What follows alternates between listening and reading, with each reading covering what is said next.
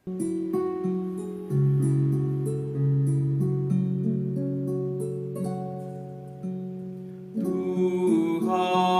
kasihanilah, Kristus kasihanilah, Tuhan kasihanilah.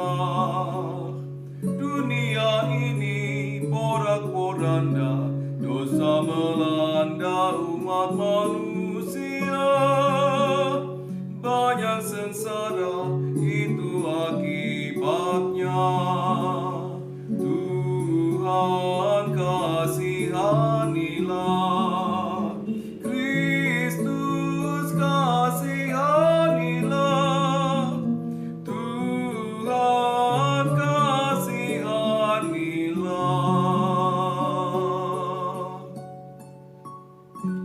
Shalom sahabat GKI Gendung Indah yang dikasihi Tuhan Yesus Kristus. Kita boleh mengawali Sapa Malam Gembala pada hari ini, Selasa 9 Juni 2020, dengan menyanyi dari Kidung Jemaat 44, Tuhan Kasihanilah. Dikatakan banyak sengsara itu akibatnya. Karena apa? Karena dosa yang melanda umat manusia. Perhatikan, tidak semua dosa apa-apa lalu dosa timbul kemalangan. Dosa-dosa pribadi bukan seperti itu, tetapi dosa kita sebagai umat manusia yang gagal melakukan kehendak Allah. Dan biarlah supaya kita tidak kembali gagal dalam melakukan kehendak Allah, kita boleh setia di dalam mendengarkan dan melakukan sabda Tuhan.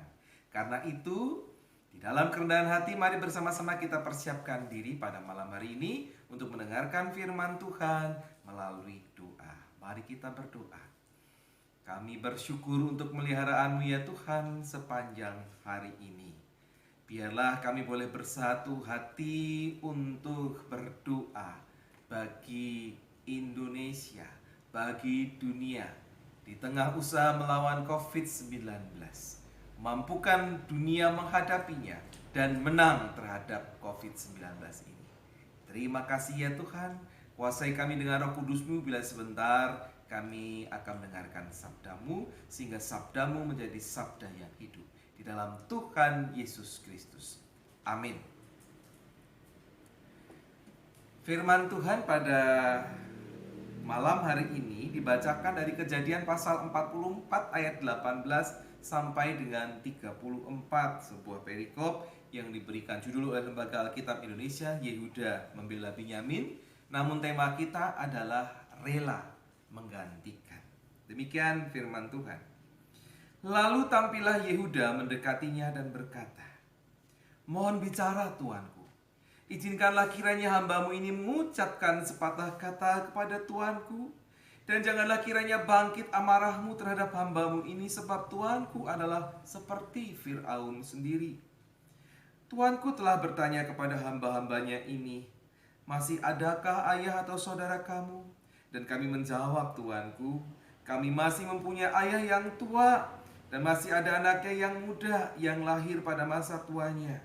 Kakaknya telah mati, hanya dia sendirilah yang tinggal dari mereka yang seibu.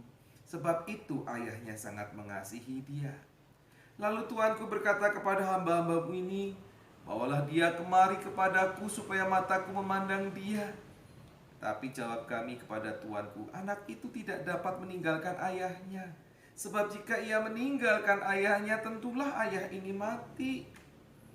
Kemudian tuanku berkata kepada hamba-hambamu ini, jika adikmu yang bungsu itu tidak datang kemari bersama-sama dengan kamu, kamu tidak boleh melihat mukaku lagi.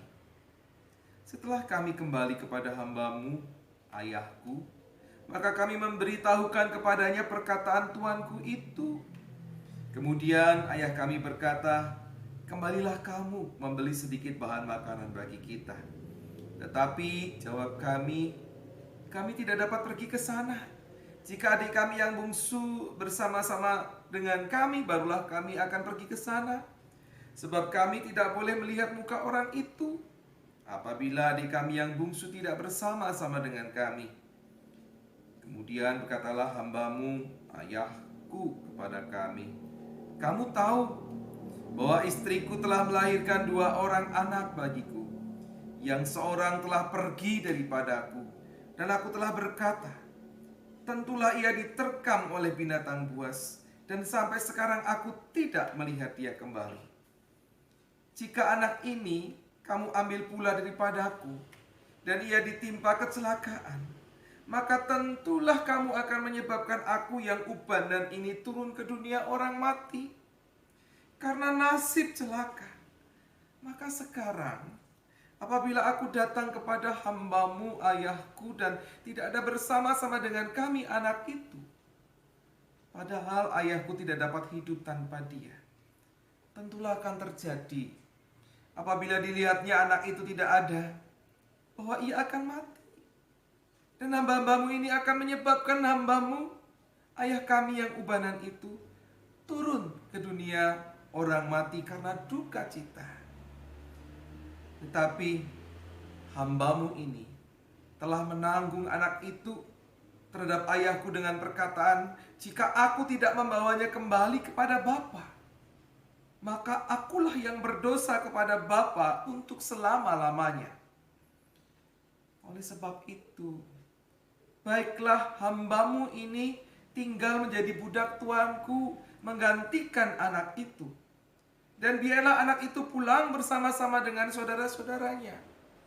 Sebab masakan aku pulang kepada ayahku apabila anak itu tidak bersama-sama dengan aku? Aku tidak akan sanggup melihat nasib celaka yang akan menimpa ayahku. Demikian firman Tuhan. Yang berbahagialah mereka yang setia mendengarkan firman Tuhan dan yang memeliharanya dalam kehidupan hari lepas hari. Haleluya. Apakah ibu bapak saudara merasakan penderitaan Yehuda, kasih sayang Yehuda kepada bapaknya, tanggung jawab Yehuda kepada ayahnya, ketakutan Yehuda melihat orang tuanya mati? Ya, ini adalah kasih yang luar biasa. Biasanya ketika orang yang kita kasihi mengalami kemalangan, dan karena begitu besarnya kasih kita padanya, maka kalau bisa kita bersedia menggantikan posisi dia. Dan kalau tidak bisa, maka kita akan memperjuangkan pemulihan lagi dan lagi bagi dia, apapun bayarannya. Dan itulah sebabnya di masa-masa sekarang itu sampai ada orang yang bangkrut ya, untuk membiayai pengobatan seseorang, entah itu anaknya, entah itu istrinya, entah itu suaminya, keluarga itu jadi bangkrut.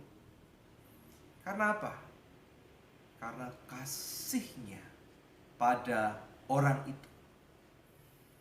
Dan Yehuda menunjukkan pada kita bagaimana seorang anak harus mengasihi ayahnya. Dan dia betul-betul, kalau saudara perhatikan kembali apa yang dituturkan oleh Yehuda, sebuah penyesalan yang luar biasa.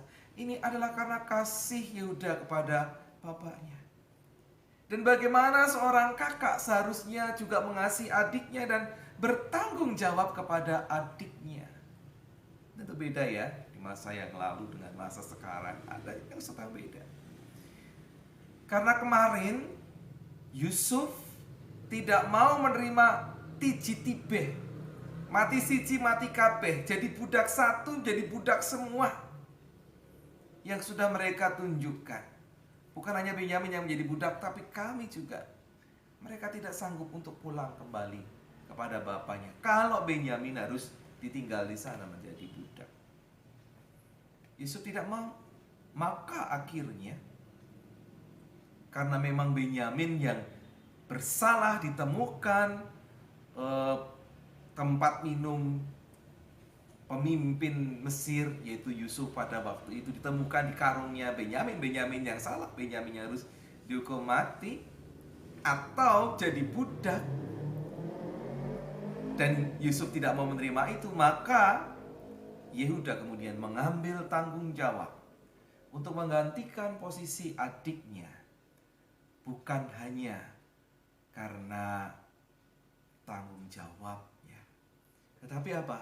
Terlebih besar dari itu adalah karena kasihnya pada ayahnya, kasihnya juga pada adiknya itu. Saudara ingat Yohanes 3 ayat 16? Karena begitu besar kasih Allah akan dunia ini, sehingga ia mengaruniakan anaknya yang tunggal, supaya setiap orang yang percaya kepadanya tidak binasa, melainkan beroleh hidup yang kekal.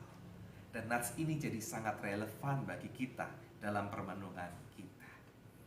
Seorang Yehuda mau memberikan dirinya jadi ganti adiknya, jadi budak. Dan kasih Tuhan lebih dari itu.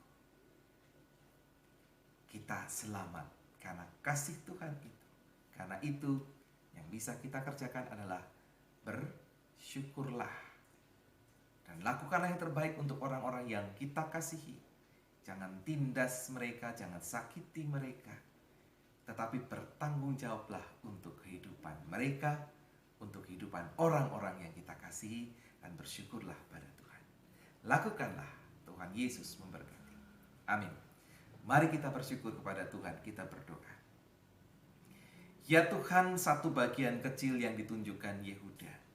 Kerelaan dia menggantikan Benyamin, supaya juga bapaknya tidak mati. Dan Tuhan lebih besar dari itu, menggantikan kami sebagai tumbal dosa kami, menyelamatkan kehidupan kami, memulihkan kami. Karena itu ajar kami, dalam syukur kami kepadamu, kami juga berlaku sama. Membangun, membagikan kehidupan bagi orang-orang di sekitar kami. Terima kasih, mampukan kami ya Tuhan. Dalam Tuhan Yesus Kristus kami berserah diri dan bersyukur. Amin. Kita akhiri bagian Sapa Malam Gembala pada malam hari ini. Kita menyanyikan Kidung Jemaat 44 tadi, Tuhan kasihanilah. Kita naikkan bait yang ke-6.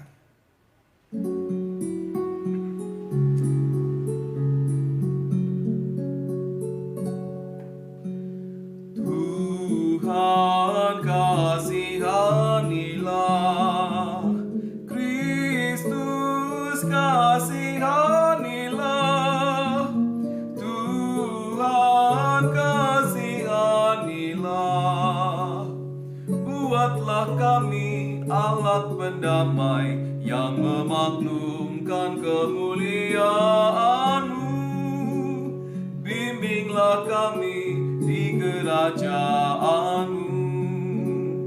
Tuhan kasihanilah, Kristus kasihanilah, Tuhan kasihanilah.